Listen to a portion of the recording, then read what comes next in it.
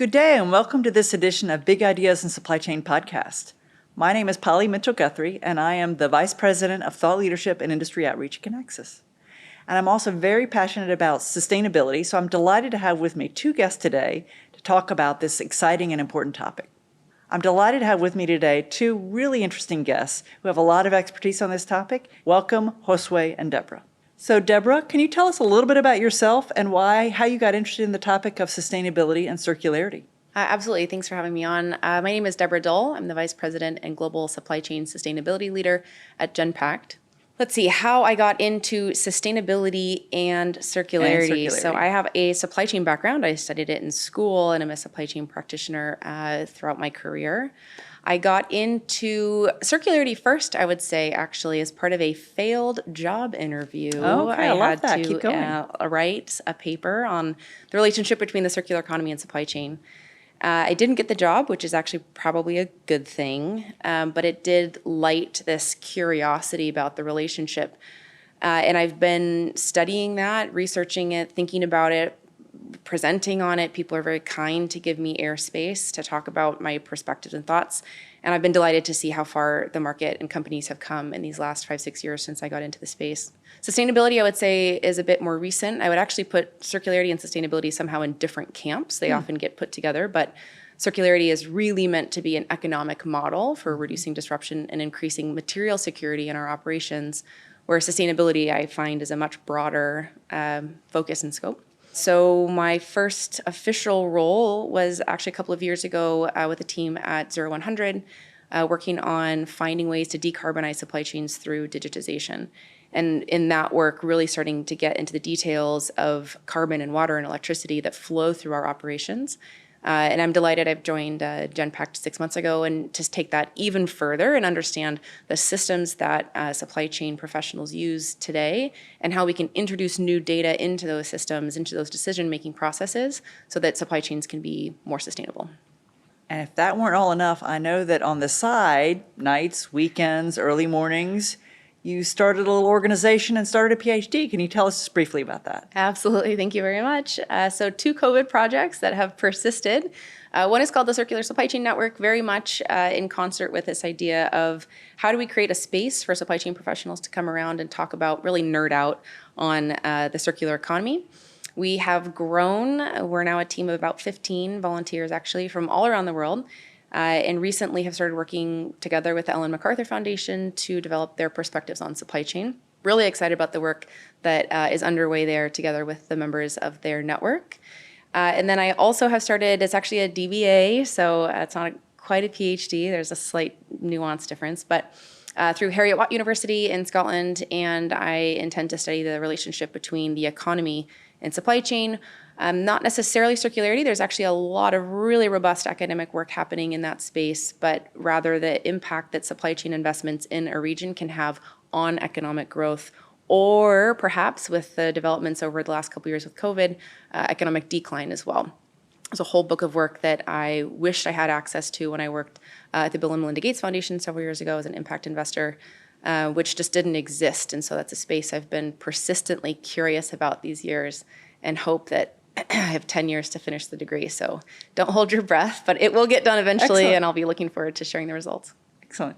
Well, Josué, you did finish a PhD, so I did. But I know you started in supply chain as a bachelor's, but that wasn't enough. You studied supply chain. You also managed to do chess and basketball, so quite a combination there. Tell us a little bit about how you got into supply chain, as well as just throw us a few tidbits about chess and basketball. Sure. It's funny that you know all of this. So the first is that I'm actually an industrial engineer. This is mainly my background. I'm Mexican. I study in Veracruz, where, by the way, my hometown is Jalapa, where the jalapenos come from, so that you know. And yeah, during my studies, I was very excited about optimization, mathematical modeling, analysis.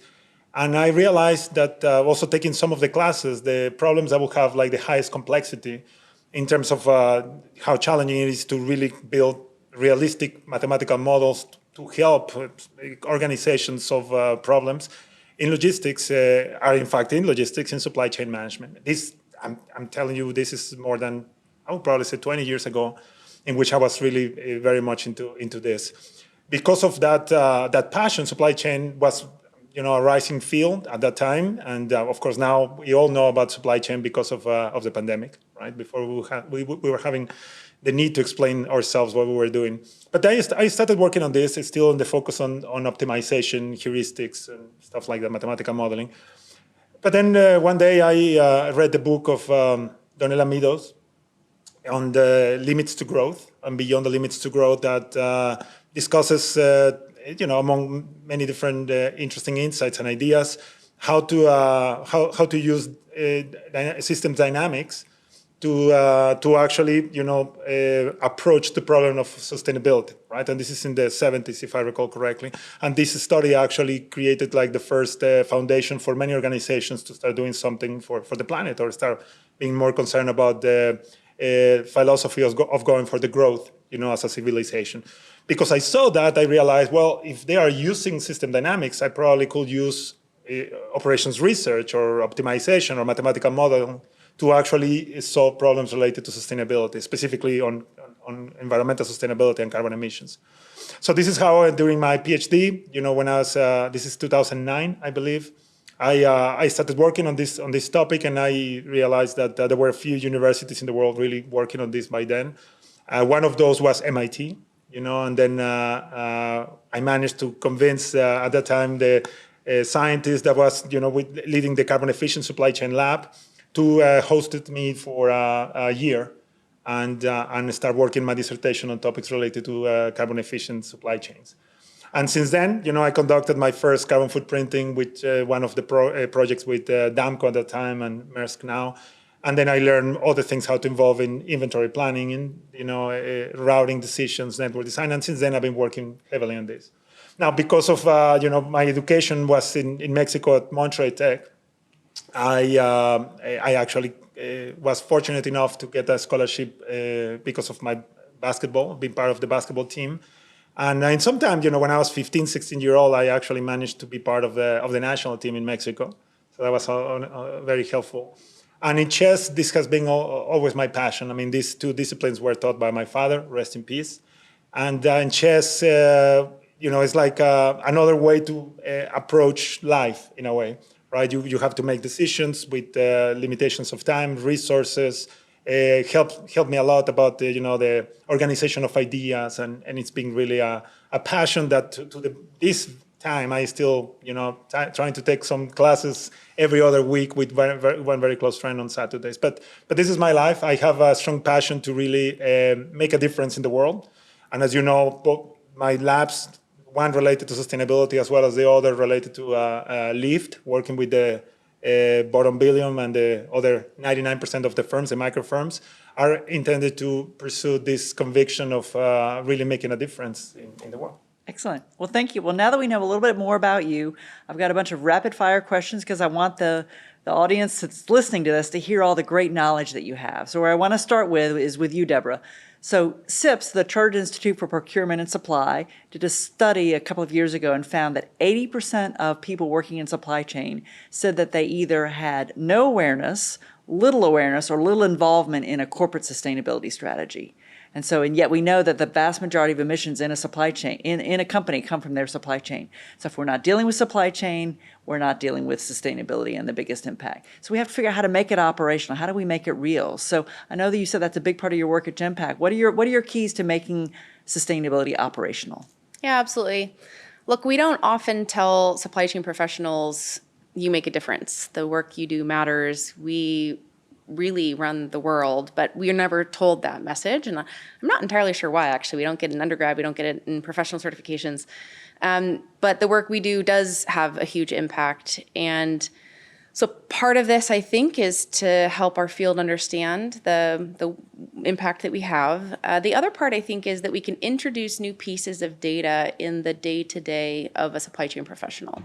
So the work that I'm focused on this year is to operationalize the goals that many organizations have, 20% stepping stone reduction to a net zero goal sometime in the future.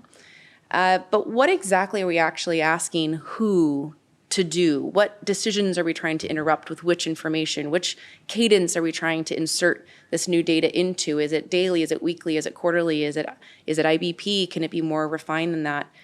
Some supply chains are on their way to becoming self-driving or autonomous. So which data do we introduce at which weight of importance to which algorithm to which optimization?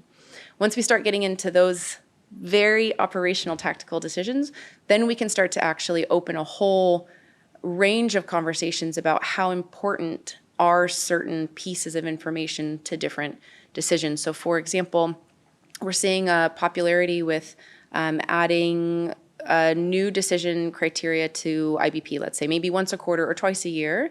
With that group of people together, we can say, let's look at what we've done in the past and looking forward in effect with carbon or energy or water, packaging and so forth.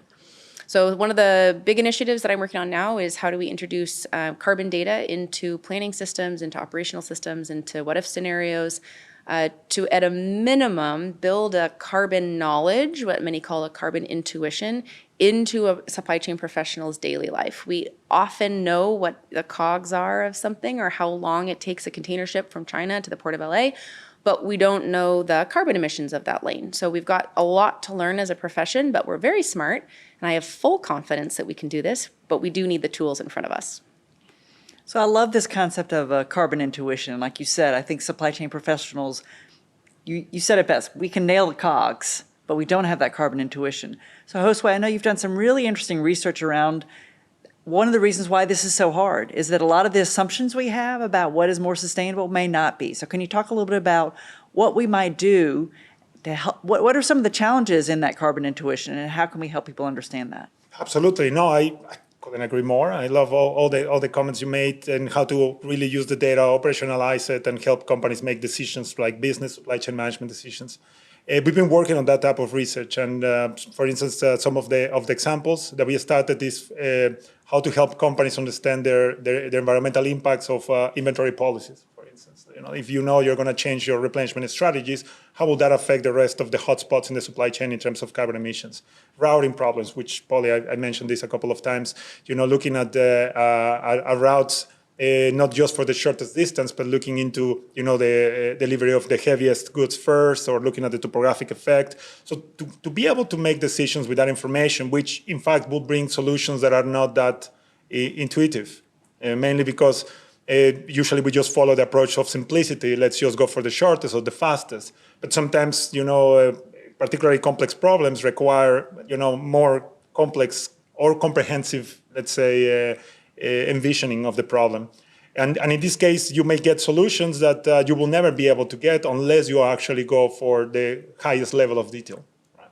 To get to that level of detail, that means not just complexity in terms of gathering the data, whether this is available or not, or accurate or not, but at the same time, whether you have the capabilities to process that information and to make decisions. Mm-hmm. So I believe this is some of the challenges. At the end, if companies are looking at the challenge by following aggregate methods to estimate emissions, and they use that information to make decisions, at the end, we have a saying in simulation, garbage in, garbage out.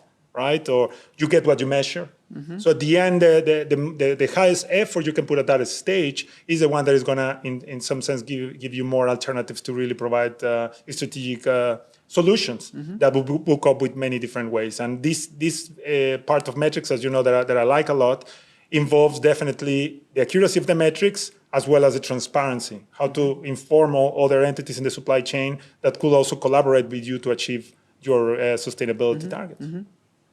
So data and metrics are such an important part of this, and data can be challenging, but people often don't know where to start. So Deborah, I know you've thought a lot about data as one way to get started. Can you tell us about what your suggestions would be for organizations trying to begin or move up on this journey? What's the role of data? Two thoughts. One, actually announced today here at Kinaxis, there's a new data source inside of Kinaxis Rapid Response that helps to translate supply chain activities into a climate or carbon impact.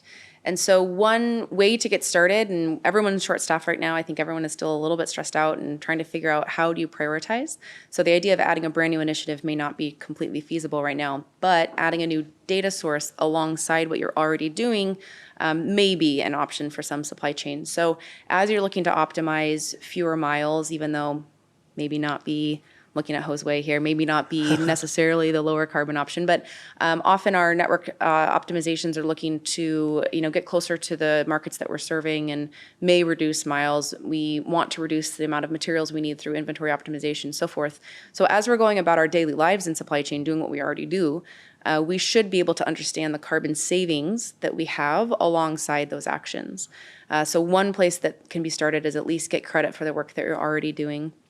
The second is to start focusing perhaps just inside your custody of an item. It may not be inside your own four walls in an insourced operation, but once you get something from a supplier and before you send it to a customer, try to get your hands around the carbon impact just of that piece. Some companies are finding some success in looking at after sales or repairs because you see the item as it enters your, I'll say it, custody until it leaves again. So there are ways to shrink the problem, which is a helpful way to start. Great. When we think about metrics, we've historically been measured on cost, quality, and service. Now we're adding resilience and sustainability to that. And I often argue that we need to think about sustainability as a factor in every decision. It may not always be the order winner. We may not always be able to prioritize that as the number one factor, but it should always be an order qualifier. So how do we translate that into metrics that organizations get started with and manage, Josué? Well, this is a key question. I have some intuitions in how this could be approached, but of course, this is still the challenge. I believe the first step should be just to provide that information firsthand, meaning are you conducting the metrics and the measurements, and you are able to provide the metrics aligned to a specific activity or decision in your supply chain. If you are able to do it, this is a first step. Second is, okay, so how do I use this information in the best way? There are also different ways. So when you look at metrics on sustainability, it's possible to understand now trade-offs, like how much you are actually gaining in reductions of CO2 emissions, while, for instance, looking at maybe the decrease of 1% of your fill rate. Would it be worth to discuss this? Maybe that fill rate is also contingent to engagement or collaboration with your customer. Right now, your customer that wants you also to reduce emissions in Scope 3 might actually help you by also accepting back order or something, right? So I'm discussing some, random scenarios on this, but the idea is that we might be looking at different ways to approach the challenge if these metrics were already available. Mm-hmm. Now, other alternatives that we were discussing with Deborah just in the panel, just at the end of the panel, your question on the pricing, for instance. Can we include also some cost associated with specific metrics of emissions?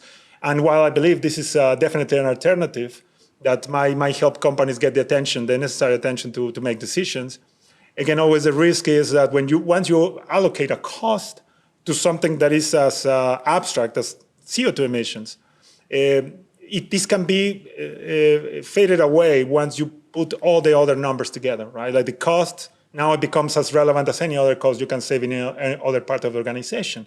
Same happens with fill rate or service level. Right? Mm-hmm. If you approach this by allocating a cost for the back order or the lost sale, you don't know what is implications. It could be, the reputation, you lose lost sales, but also means also affecting other customers. So it's important to keep this, with the independence they deserve, at least to this point, and then later look at how things are evolving, so how this information might actually drive to different considerations and see how, all these metrics evolve to, in a way, something that potentially can really help everybody to achieve those ambitious targets.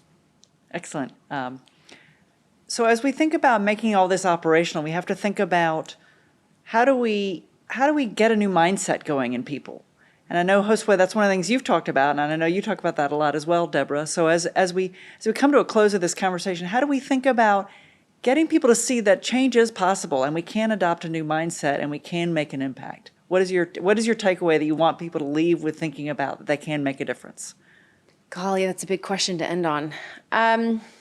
Look, I think as whoever you are listening to this now, if you think there's a glimmer of opportunity here, it's about speaking with your colleagues. I mean, look, we've gone through big movements in the past. If we think about quality management 20 or 30 years ago, it didn't have the same resonance that it has now. We don't argue that quality is worth investing in, and we talk about quality escapes, and we all have the same language, and we have standards around it. We can do this journey. We've done it before. We have the tools to do it. I don't think managing carbon or any other element of sustainability takes a different tool set than good old-fashioned lean management, but we need to use those and look at it in a different way. And so I think there's a huge movement that needs to happen. There are millions of us around the world, and we need to get to a tipping point, which is usually defined as 10%. So we've still got millions of people to access. But once we get there, look, supply chain professionals can solve any problem. I truly believe that. Some people get into supply chain, looking at Josué again, because it's really hard problems to solve. And that's why we're all here. We like solving really hard problems. I'm not sure we've ever been posed this really hard problem, go save the planet. But I think we can do it if we properly define the problem, get the parameters, understand our new constraints, understand what it is we're actually optimizing for. We have the math to do it. I just don't think that we've ever put our brains against the problem. So go and talk to your colleagues is the ask. Excellent. Very little to add. I will just say that the problem of sustainability is also a problem of awareness, right? Which builds on the idea of the carbon intuition. So it's important that general people, consumers, companies, are aware that their decisions are actually impacting a supply chain and therefore are also impacting sustainability and the planet. And having that awareness may decide to behave in different ways, right? And that's already good enough, right? We don't need to really push for more, but as long as we have the information and you know what is happening, this is already a good attempt. For me, another thing that is very relevant is to understand that sustainability is also a journey, right? A trajectory, as I like to define, with some colleagues. Meaning what we were considering as sustainable in the past 10 years ago or 20 years ago is not sustainable anymore. And things are evolving, right? We were discussing first the pesticides or the ozone layer issues or sweatshops, right? While now we are discussing carbon emissions or other challenges in social justice. So the idea is to keep the eyes open, right? Try to always be aware of the vulnerabilities in your supply chain in general and identify what are the risks associated with operating your supply chain the way that you are doing it. What are the changes? What are the new things that might potentially in the future be considered sustainable or unsustainable? And then just be looking at this, again, you get what you measure, this is going to drive the right action or the right behavior in some moment. So don't think that this is just a simple problem of now, but it's always sustainability about the future. Well, as we come to a close, that makes me think of a quote from Lao Tzu, who said that the journey of 1,000 miles begins with the first step. And so the first step is to get started on this journey, and I invite everyone to get started on this journey. And one way you can get started on this journey is to learn more about Josué and Deborah, who are doing great work. If you want to learn more about the work they do in their organizations, both day and night jobs, you can check out the show notes where we have links to their organizations.